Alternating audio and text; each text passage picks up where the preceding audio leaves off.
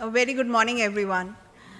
A warm thank you to the organizers, Mr. Nagi and the GEEF team, for bringing all the experts together on this platform to talk about smart waters and Water Day.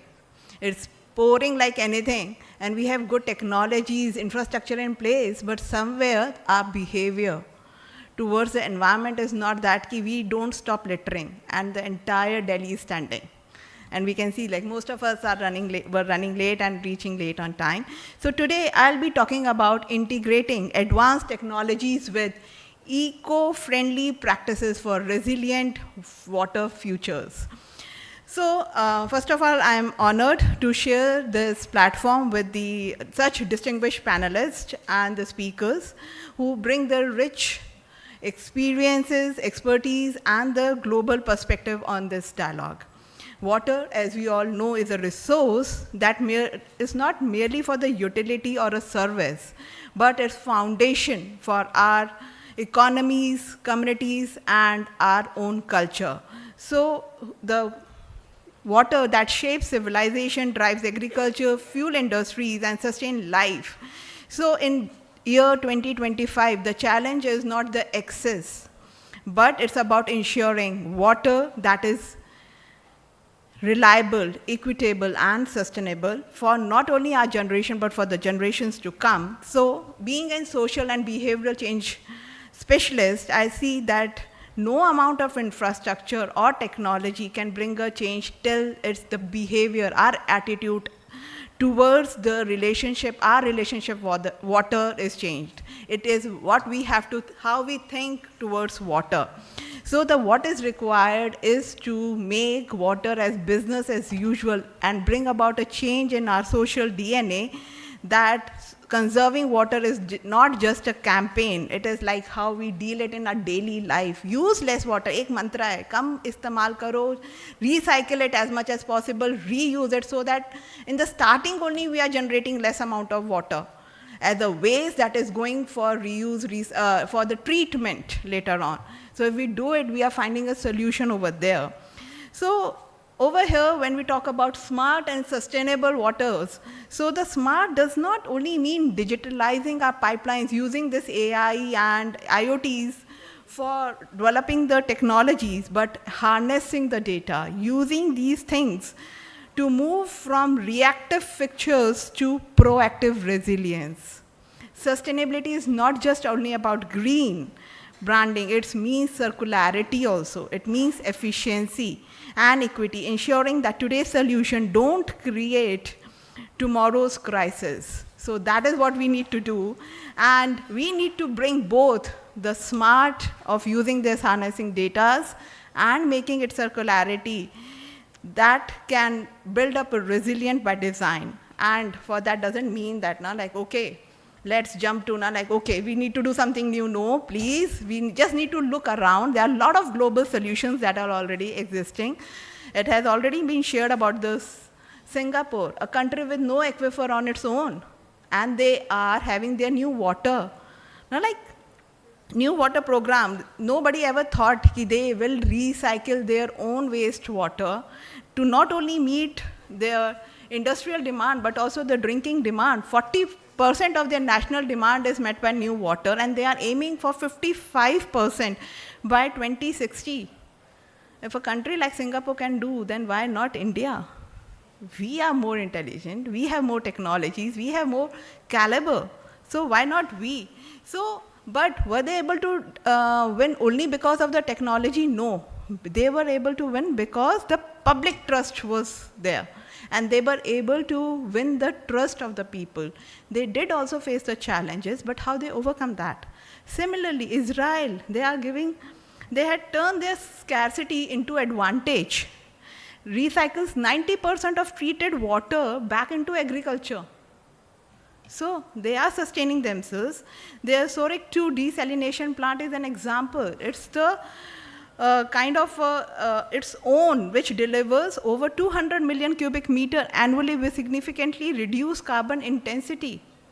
Then there are developed countries like UK and US who have been using this technology, satellites, AI-driven leak detection, and digital twins to cut water losses and enhance operational efficiency. So the idea is when these countries are using water as a closed loop resource where technology, circularity and governance reinforce each other, we need to deep dive and think what we all can do. So where India stands? Are we not doing anything? No, we are. First of all, take a pride that we are a country with the civilization of ancient water wisdom.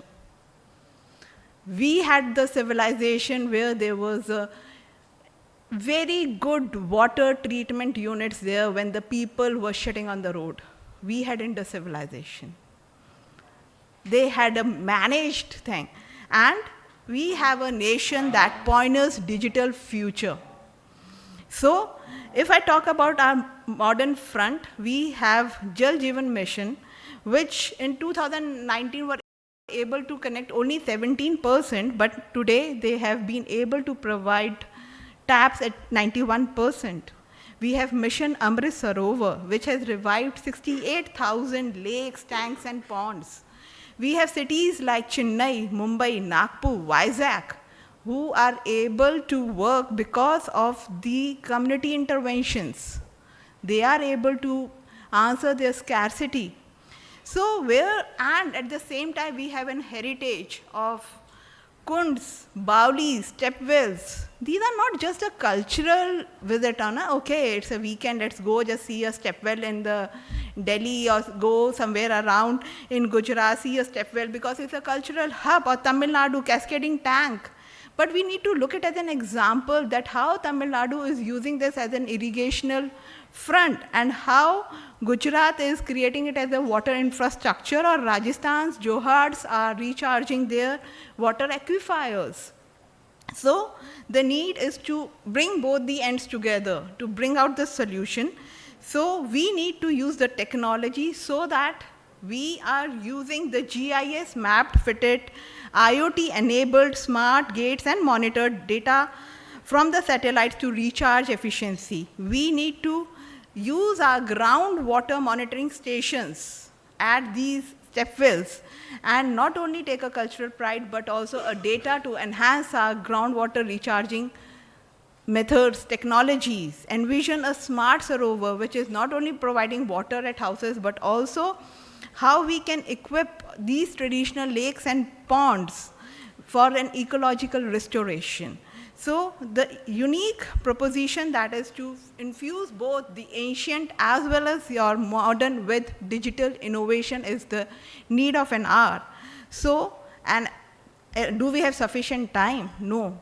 We have already have a Niti Aayog report that 5 years down the line, our demand will be twice its available supply. So in this challenging situation, it is the need that we merge this technology with our cultural and the eco-friendly practices together. So smart and sustainable water management, according to me, is not choosing between the ancient and the modern. It is about the merging this technology with ecology to bring about a resilient, equitable future proofs so that we can give answers to 1.4 billion Indians.